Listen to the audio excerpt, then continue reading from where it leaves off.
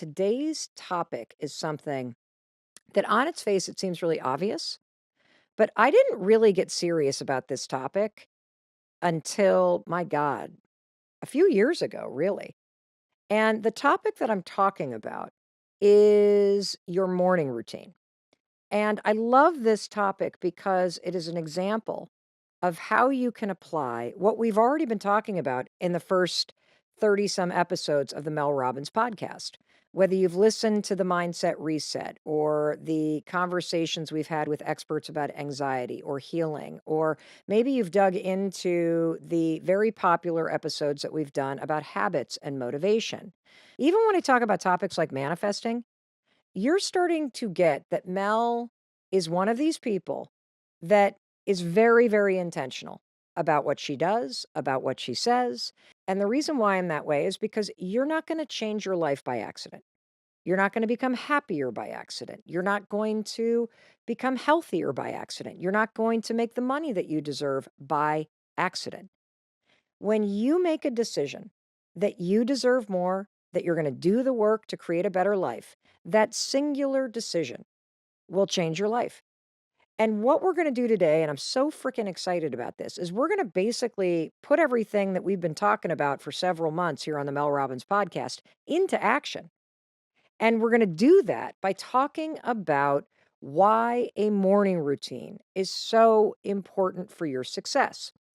And I'm going to start this conversation today by talking about the single biggest hack that has helped me create a rock solid morning routine. In fact, I call my morning routine the $1,000,000 morning because it makes me feel like $1,000,000 when I follow my morning routine. And the structure of a great morning routine is what helps me make millions of dollars. And so, what is the hack that has helped me create such a powerful morning routine? Particularly when your friend Mel Robbins is not exactly a morning person. Well, that single biggest hack about my powerful morning routine is putting myself to bed.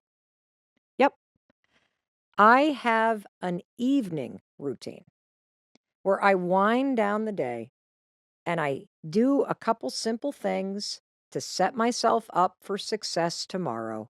And then, yes, you heard it right here, Mel Robbins tucks herself into bed. And here is the hack. Your morning routine begins the night before. I'm going to say that again. If you want to master a rock solid morning routine, and trust me, you do, your morning routine begins the night before. And this is one of those topics that it's so obvious when you unpack it. Because right now, think about how many mornings you wake up and you bemoan the choices you made last night.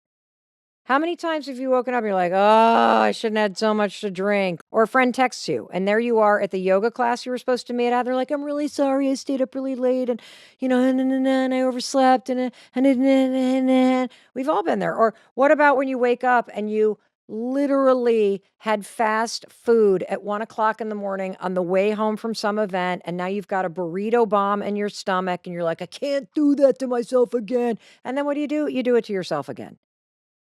What if instead of bemoaning the choices that you made last night, what if you got serious about making sure that the future you, the one that's waking up tomorrow morning, is actually waking up feeling really good? Yeah, you're right. It sucks to wake up and be anxious every morning because you drank almost every night.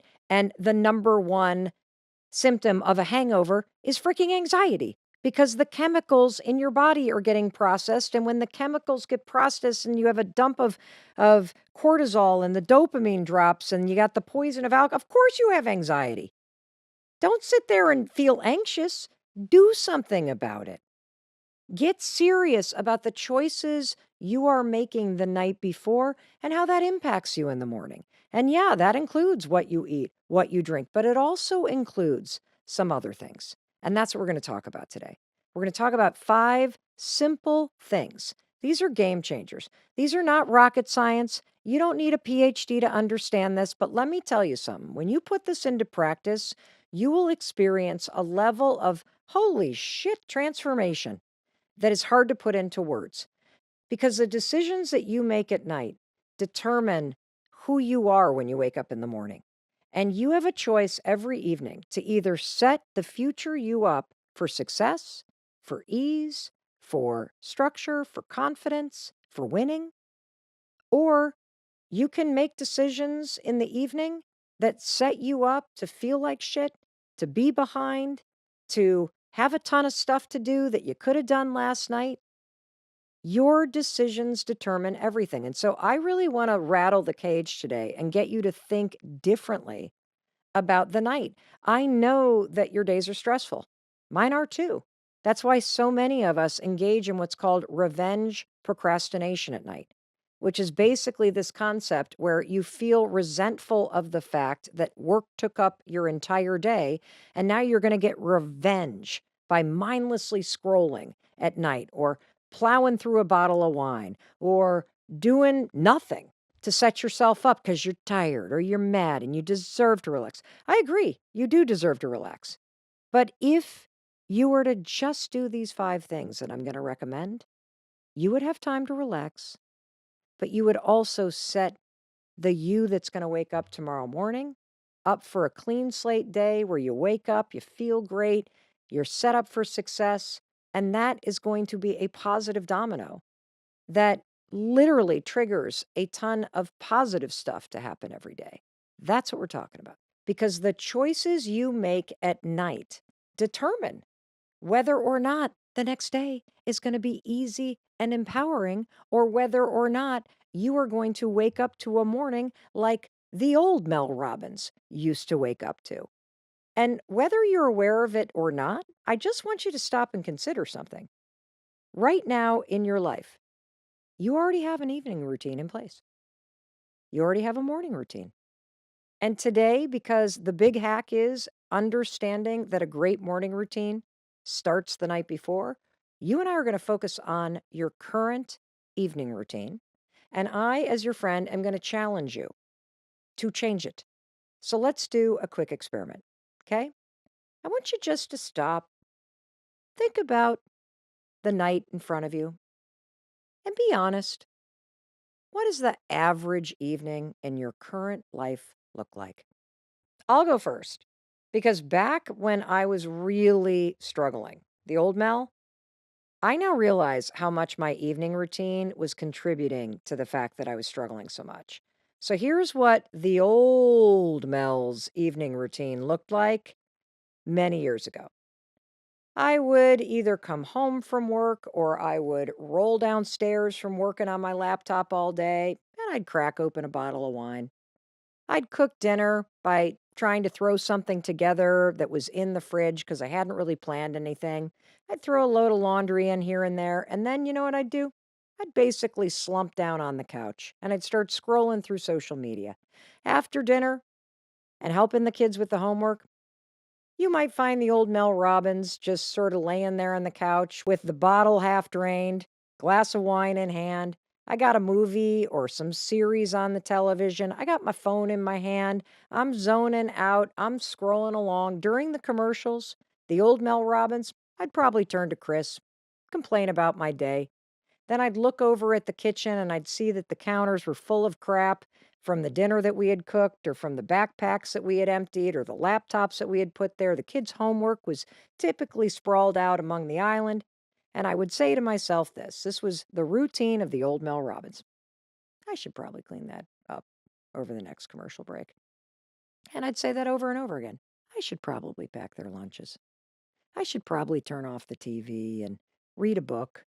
I should probably move the laundry from the washer to the dryer so it doesn't sit there for 5 days and then get that disgusting, damp old towel smell to it. And then I have to rewash it again. I know you do that too. And all of a sudden, it would be almost 11 o'clock before I knew it. I would have polished off that bottle of wine. I'd get up and I'd clear off the counters and put most of the dishes into the sink, a few of them into the dishwasher. I'd do my favorite cleaning trick, which is instead of scrubbing and cleaning the pans that I had cooked dinner in, I'd just fill them up with warm soapy water and let them soak.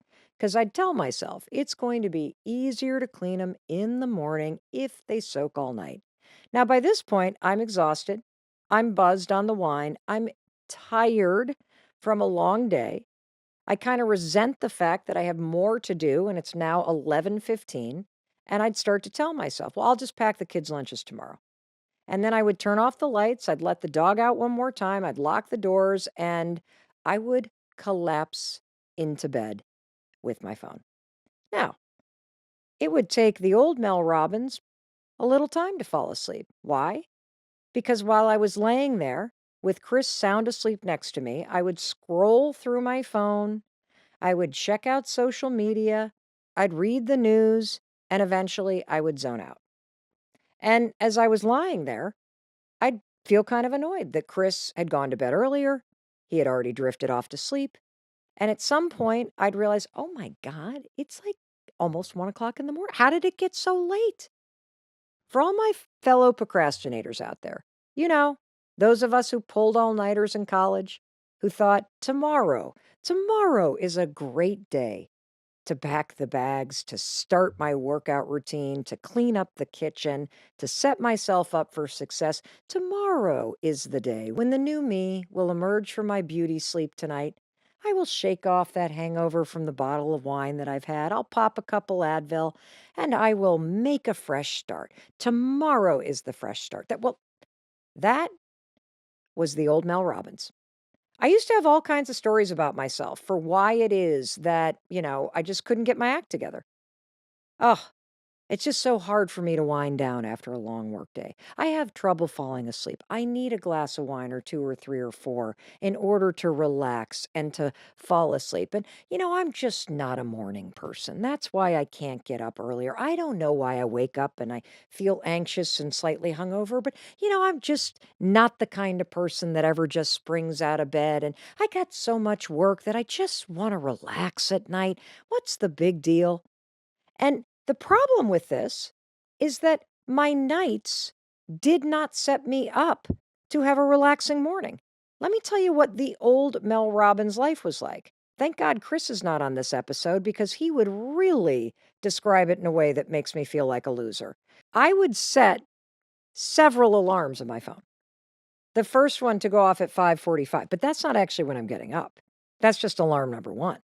And then I'd set another alarm for about, 6 o'clock. And then I'd set another one for 6:15, and then another one for 6:30, and then another one for 6:45, which was kind of the time that I felt like I needed to get out of bed because that's only 45 minutes to get 3 kids out the door and lunch is packed and everything cleaned up. But I'd usually honestly roll out of bed at the last alarm, which was like the emergency alarm, which was 7:15. Sound familiar? Don't tell me you don't do this. You do this. And I want you to just consider, what does that act of setting multiple alarms say to your subconscious? Think about what those actions communicate to you. I'll tell you what they communicated about the old Mel Robbins. Waking up is hard. Getting up is hard.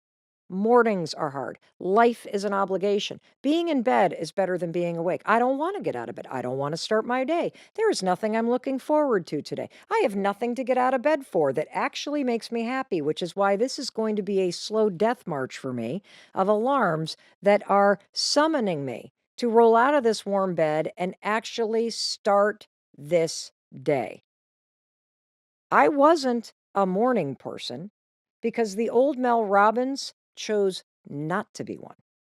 The old Mel Robbins literally did absolutely nothing the night before to set herself up for success. If you think about all the choices that I was making, because deciding to just zone out in front of TV, that's a choice. Leaving the dishes for tomorrow morning, that's a choice. Not packing lunches to set yourself up for success, that's a choice. That is part of your routine. And if you don't watch it, you're going to become like the old Mel Robbins. You're going to be making your life harder for yourself without even realizing it. And one of the main reasons why I kept doing it is because I kept telling myself, I'm so tired. I don't want to have to do anything. I've worked all day. And by doing that, I was just making it harder.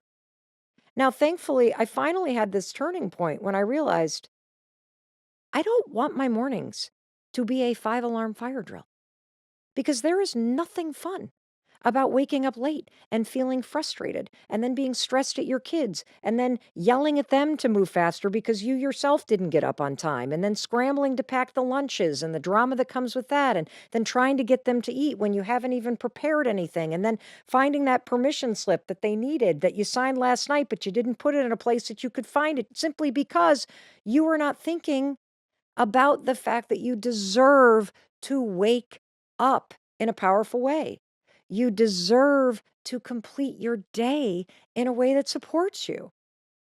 I didn't have to race out the door. I didn't have to start my day mad at my husband, frustrated by the frenzy, going from literally sleeping to a panic attack every single morning and then hopping in the car to commute to work to see that, oh my God, I have zero gas in the tank because I was too tired when I drove home last night to stop and I just wanted to get home. So I didn't fill up the tank and now I'm running late and now I'm on the highway and I'm pulling on at the exact time that traffic literally doubles. Why do I keep doing this to myself? And here's something interesting. Doesn't it make sense that if I start my day like that, I'm probably making myself more stressed and tired all day long? That crazy morning is like a domino that falls. And it triggers more stress and more being behind and more draining energy so that you're constantly feeling like you're always reacting because you are, because you set it up that way. I know this because I lived it for years. And I just kept saying all the disempowering thing. Why can't I be like it? Why don't I have discipline? Why don't I do this?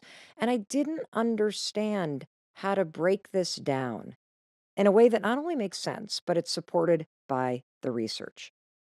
And I think I was rolling home completely spent, not because work was long, not because the day was stressful, but because my entire experience of waking up and starting the day had started that way. That I was looking forward to that bottle of wine the second the kids got on the bus because I had spent the 45 minutes I was awake running around like the Tasmanian devil. And I'm here to tell you there is an easier way. And that brings me back to this hack. You can make this easier. You can be a different person. Your morning routine is everything when it comes to success and happiness and putting yourself first and finding the time that you deserve to focus on what matters to you. And that incredible morning routine has to begin the night before. That's the hack. And that's what changed everything for me. I am not the old Mel Robbins. In fact, just describing what my life used to be like is giving me a stomach ache when I think about how much unnecessary stress and drama I created for myself, for my kids, for my husband. It wasn't fun for anybody. And so I'm not like that anymore. I am a completely different person because I decided I wanted to be a completely different person. And you don't have to be a Navy SEAL. You don't have to be a competitive athlete. You don't have to run a $1 billion company to understand that setting yourself up the night before is the secret to waking up and having a great morning. And when you have a great morning, it's easier to have a great day. That's how this builds.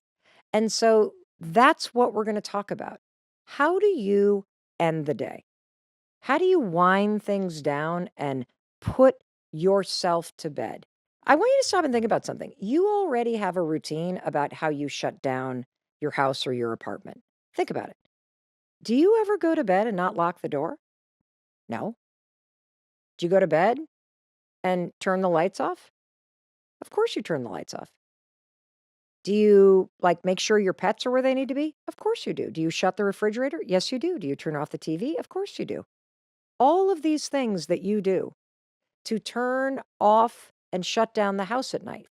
You have a routine about what you physically do in your space or your home. You lock the front door, you turn off the lights, maybe you put your dog in a crate, you brush your teeth, you kiss the kids goodnight, you read them a book. You turn off the television, you put on your PJs. There is this shutting down that you do that is routine. You don't even think about it. And I think about it, it's almost like we're putting the house to bed. It's easy to think about the list of things that you do without even being conscious of it when it comes to your physical environment. What I want to talk to you about today is what are the things that you and I can do to help you do that emotionally and psychologically? And I want to give you one more example for why a routine is so empowering when you get very intentional about it. Have you ever gone to bed? Maybe you're feeling sick or you've been up too late or whatever, or your kids come in later and you wake up in the morning and all the lights are on downstairs? It's so disorienting because you're like, wait a minute, why are the lights on? I always turn the lights off. It's so weird when that happens. It feels like something's wrong. What if I told you you can get to the point where your evening routine and the series of the 5 things that I want you to do becomes so automatic, so easy that when you don't do these things, it's disorienting. That's how important this is. So, in just a minute, I'm going to walk you through the 5 things that the current Mel Robbins does every single night. This is my evening routine, and the philosophy behind it is all about making my mornings easier.